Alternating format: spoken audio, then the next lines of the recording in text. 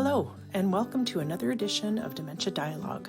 My name is Lisa Loiselle, and I will be hosting a two-part series about community engagement and people with lived experience of dementia. In this episode, I speak with Lynn Jackson and Alison Phinney. Lynn Jackson is a registered nurse. She grew up in Vancouver, but now lives in Sydney, British Columbia. 22 years ago, she was diagnosed with frontal temporal dementia, and since then, she's been engaged in advocacy work with people living with early-stage dementia. Alison Phinney is also a registered nurse. She's from New Brunswick and now lives in British Columbia. She's been doing research with people living with dementia for close to 30 years. She is the co-lead of the Building Capacity Project that we will be talking about today with her and with Lynn. In a previous episode, I spoke with Alison briefly about the Building Capacity Project. During this episode, we revisit this project in more detail and speak with Lynn Jackson, who is a member of the Building Capacity Project. Both Alison and Lynn have been working on this project together in British Columbia. Let's begin. Lynn, can you tell me about your role in the Building Capacity Project? I was one of the people involved with my cohorts diagnosed with dementia, and we made the Flipping Stigma toolkit. Having that, we, in conjunction with that, I go with various members of the building capacity team to different locations and talk to, for example, the other day we were in Vancouver talking to the librarians, or we were talking to a care center for people caring for people in a daycare center, just finding out what they know and then being able to pass on information and them really having a discussion about how they can be more inclusive with the people that have dementia. I've come across some very lovely people that are very compassionate and wanting to know more about how to deal with people with early stage dementia, and really, want to get them involved in their, what they're doing and their projects that they have, and whether it be in a library or helping them in a library or helping them in a care center or other facilities.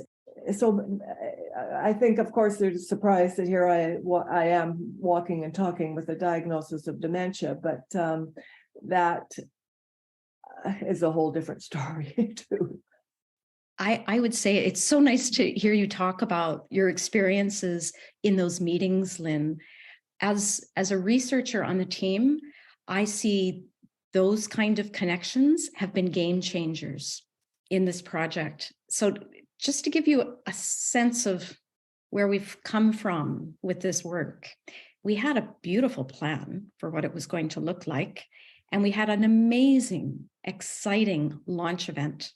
People from around Vancouver, people came from Thunder Bay to Vancouver. We had so many people that were excited to be doing something more for people with dementia. They were passionate about it. They saw the so-called problem that there are many people in our communities who are isolated, who have something to give, and they wanted to know how to do it. This was February, the third week of February in 2020. So you know what happened. And so things have progressed slowly. They have progressed. And it has been so inspiring to see these different groups continue to stay connected. Maybe not as many as we might have hoped or that we might have expected when we saw the amazing response in February 2020. But we had some people who have stuck it out. They've had creative ideas, and they've made small changes, new ideas, new programs, and they've been successful, and they are finding ways to keep doing it. The gap that we have had is that it has mostly been people planning for and doing for people with dementia, and that people with dementia have not been a part of the conversation. They come to those programs and enjoy themselves. And we've seen that kind of connection grow over time, slowly, but I think surely. But I think what has changed things is people like Lynn and the other members of the action group who have been thinking long and hard about what messages need to be conveyed so that people will finally kind of get it, take a breath, and kind of dive in and really believe that they can work with people with dementia. I don't know if you have anything to add there, Lynn, but I feel like towards the end of this project, this engagement has been happening toward the end. And I think we're turning a corner, and an important one. Yeah, I think so too. And I think that as for how to get people with dementia more engaged, I think that we have to realize that, not everybody is cut out for public speaking or into that sort of thing. But there are people, and there are people that just need a little encouragement. And, the other day I was talking with the Alzheimer's Society, and I suggested that, they were asking the same thing. How do we get people more engaged? And I think they need like a buddy system, like somebody in the society just sort of taking them under their wing. And that's because that's what happened to me. And that's, when I first started to speak at different functions, it was through the Alzheimer's Society. A person there took me under her wing and got me, helped me write speeches, got me, found somebody else to help me write speeches. And from there, I developed more self-assurance and the ability to, once you do it and do it a little bit more, then it was more comfortable doing it. But it does all relate back to the stigma with dementia, because, I remember those first times going out talking and coming home and thinking, oh, do I really have this diagnosis? I've told everybody, and oh my goodness. And, it really just shook me to the core for many years, each time I spoke, until I really got used to that I really do have this diagnosis. Mm-hmm. And accepted it. So that's part of it. People, with the stigma, we just have to get people thinking of it as any other disease like diabetes, or if they have a broken bone. We have to be able to discuss it openly. Mm-hmm. That's our aim. And with the Flipping Stigma Toolkit, you'll find that there are people from the action group who are speaking in little vignettes in videos. And we've had such great feedback that the public can see that there are people talking about their dementia and functioning in everyday life. So Lynn, when you first started speaking as an advocate, what drew you to doing that? I know you had a mentor, because when you read, go on the Alzheimer's Society website, they say that you can slow down the progression of dementia by having an active social life and doing activities that challenge your mind. But then on the other hand, you hear about people who are advocates that are doing it because they want to help other people. So what was your motivation that got you started in this? Well, to be honest, I had always in my life been a social butterfly, but my disease had caused me to become very introverted, and I didn't want to go out. I didn't want to be in crowds. I didn't want to party. I didn't want to see people or travel, or I didn't want to talk to my friends. I didn't want to talk on the phone. Luckily, I'd been diagnosed in the States in a major teaching hospital there, and I'd come back and gone through the UBC, and the doctor there, the neurologist, had sent me to a doctor who was doing.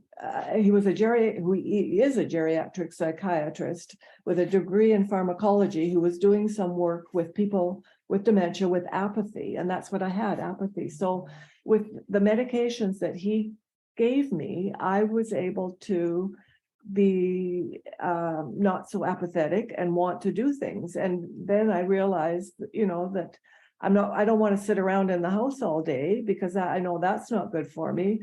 My nursing background came into play there. I have to keep my brain active. I have to keep my body active. So I, at that time, reached out on the internet to a group of people, and because there wasn't support groups in my area there, and I knew that a support group would probably be a good thing for me. So on the internet, we formed our own support group, and through that, I felt like I was keeping my brain active. And long story short, with that, our group was able to go to Alzheimer's Disease International with a proposal to say what we needed. We needed support groups in our areas, and that here we are, people with early stage dementia, trying our best to live, but we need help, and we weren't getting it. So Alzheimer's Disease International that year listened to us. They invited us to their annual conference, which that year was in Christchurch, New Zealand. We went. One of us gave a plenary session talk, and then the others of us, we gave workshops. And every year since then, Alzheimer's Disease International has included people with dementia in their conferences, and from there it has branched out that other conferences have also. So yeah, you truly beat down that pathway. You are, one of the original, people who, in my mind, and in the work that I've done, that has really paved the way for a lot of other people to do the same. Well, and that's how, in Canada, the Murray Alzheimer Research and Education Project, they invited our group of people to help to plan a meeting for people with early stage dementia here in Canada. So from there, a Changing Melody formed, and that's a one-day forum for people with dementia. And then we made a toolkit so that other people can have the same type of conference. Yeah, it was a good experience. Yeah, it was. Hearing you say all this, Lynn, the phrase that's coming to my mind is about safety in numbers. It's more than safety, but like when you commented earlier about the importance of having a buddy, that it wasn't just you alone. Yes, you've paved a path, but you had people with you. And I would say that's one thing we've really learned from this project, because perhaps I had in my mind that different organizations would find people in their neighborhood, individuals in their neighborhood, and be able to connect with them. But I think there's something much more powerful about being able to bring a group of people with dementia together to work together in that way, because it can't all be on one person's shoulders, the token member of a board with dementia. Absolutely. It's not ever going to work for anyone. Mm-hmm. But by bringing people together, and it's not just support, that kind of psychoeducational support model, but about providing support to each other to do that kind of work in community. I think what we've learned is that that's really powerful. And it isn't just the social butterflies that need that. I think it's a challenge that we share with many other groups, organizations, places. And I think some of those challenges, Lynn, your comments, you've spoken to that people themselves may not feel like they've got the initiative, or they may not feel confident that they're able to do it. So, and it takes time to learn those skills and to be able to agree, I'm going to come to this new program, or I'm going to volunteer at this new program. That takes time. There are always the very concrete challenges around transportation. How do people get to places? I think we could fill a book with the challenges. The challenges around diversity, and really understanding that people from different backgrounds, different experiences understand dementia differently. How can we be more diverse in this work is an ongoing subject of conversation. I think one thing that's been difficult, we can blame COVID for a lot, and I think that's fair. It's way easier to get people to come together. You can solve the transportation issues if you can sit together in a room, eat food, and have fun. We've learned that definitely from the group in Thunder Bay. They've talked about this a lot, that the social connections, those emotional connections, sharing food together is really important and helps people kind of gain the confidence and the motivation to do the hard work, and to get out there and kind of advocate and speak for other people. can I just add too that, COVID really has set us back. And I found that with not being able to go to my in-person support groups during COVID was really not a good thing for a lot of people. I heard through other people that, people in other groups had deteriorated and whatever because they weren't able to come to a group. The Alzheimer's Society did start Zoom or online support groups, but I just didn't find it the same. And I didn't continue because it just wasn't right. And, there were a bunch of new people. And I think the reason that with our action group that it worked so well, because we knew each other before in person, before COVID, and then we could work really well on Zoom together. But to get a new group together on Zoom, I think is more difficult for people with dementia. Yeah. I think it's more difficult for everyone.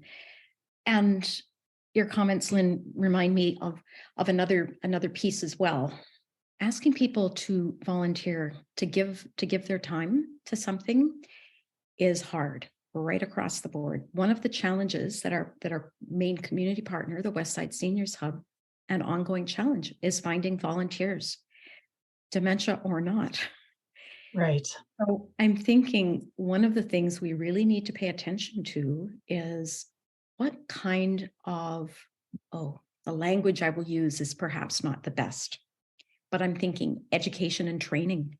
What learning do people need to gain the confidence to play these kinds of roles in their community?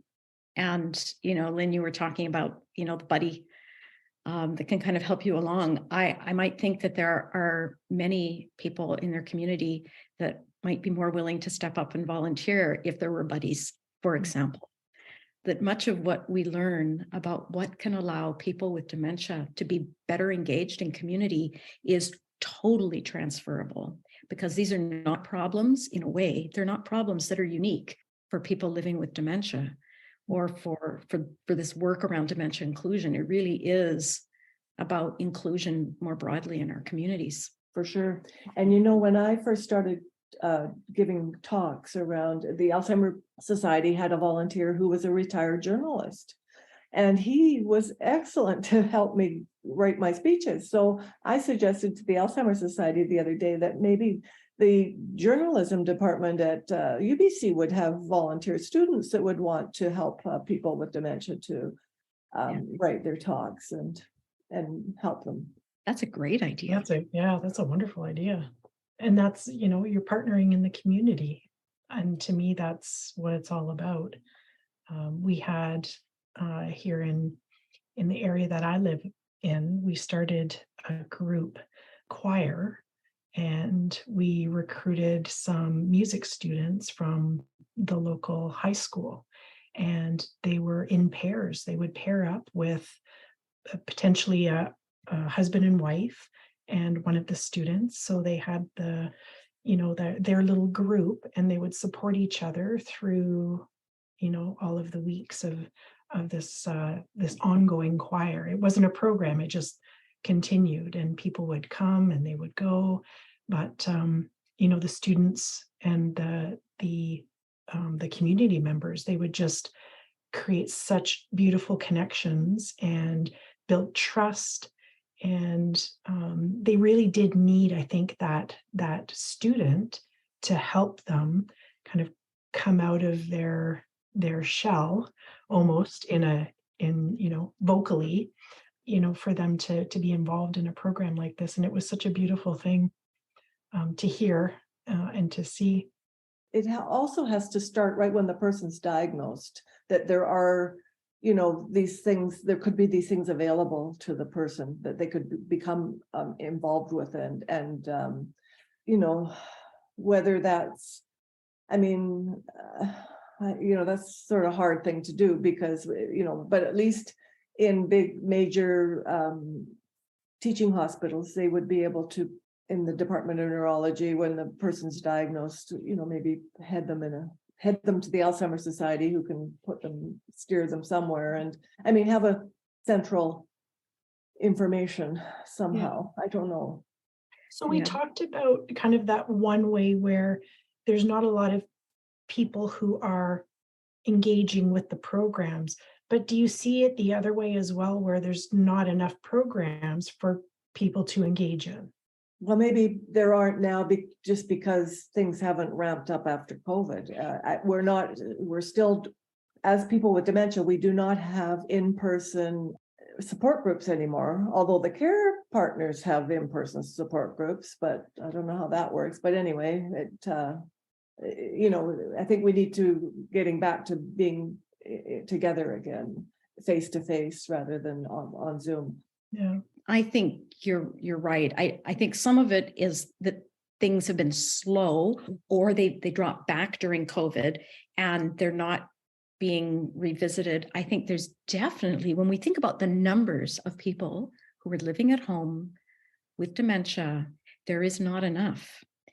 And it is both programs, activities, ways to engage that are really quite uniquely tailored for people with dementia. And then there's also the question about all the different kinds of programs and activities that happen in the community that are for everyone, but gradually become more challenging for people with dementia. So what can we do to make them more inclusive? How can an exercise class be supportive for someone with dementia? How can the different members of that group and the leader of that group have the knowledge, have the awareness, the knowledge, and the confidence to keep someone connected in that group so they don't drop away? Why is it important to get people living with dementia involved as advocates in programming? But then why is it important for the communities to be more thoughtful about their programs and including people with dementia? What are those benefits? I would say it's important because we know that people have a right to be a part of their community. For me, it isn't just about being nice to people who unfortunately have been diagnosed with dementia. It isn't just about being nice or kind or caring. People have a right. So I think this work is important for that reason. Do you have other thoughts, Lynn? I think, as a person diagnosed with dementia, I think, to be involved with different groups and to be able to help them and feel needed is a good thing, because that helps me. It helps them because, whatever I'm helping with them with helps them, but it ultimately helps me to keep talking, keep active socially, and that's a good thing. I've done research with people with dementia for a long time, and I started using more traditional kind of methods, interviewing people, spending time observing, and I would write about what I understood they were trying to tell me. So there was a story. I have learned far more by working beside people. It has been, I hope, humbling. I feel humbled. I've learned so much. I have learned from the people who are very articulate and who have over many years gained the confidence to say their piece. And I have learned from people who are quiet and who listen and who offer kind of gentle feedback, I would say. I've just learned that with the diversity of people that we're working with, we're learning something important from everyone and from this group. Like that, the power of a group of people is quite something. I think we understand people's needs in a different way. Working with people with dementia has helped me prioritize as a researcher. What is it that I need to do? It's not just about my curiosity and trying to explain so we can all understand something better. It helps me understand what's important. Thanks for listening in to the first episode of this two-part series. In the second episode, the conversation about the Building Capacity Project will continue with Andrea Montero. She is the Community Research Coordinator for the Building Capacity Project in British Columbia. I hope you listen in. Thanks also to the Center for Education and Research on Aging and Health at Lakehead University, our institutional partner, and to the Public Health Agency of Canada for its financial support. We can deliver our episodes to your inbox if you write to us at dementia.dialogue@lakeheadu.ca. Previous episodes can be found at www.dementiadialogue.ca. Please follow us on Facebook, LinkedIn, and Twitter. Thanks for listening. My name is David Harvey.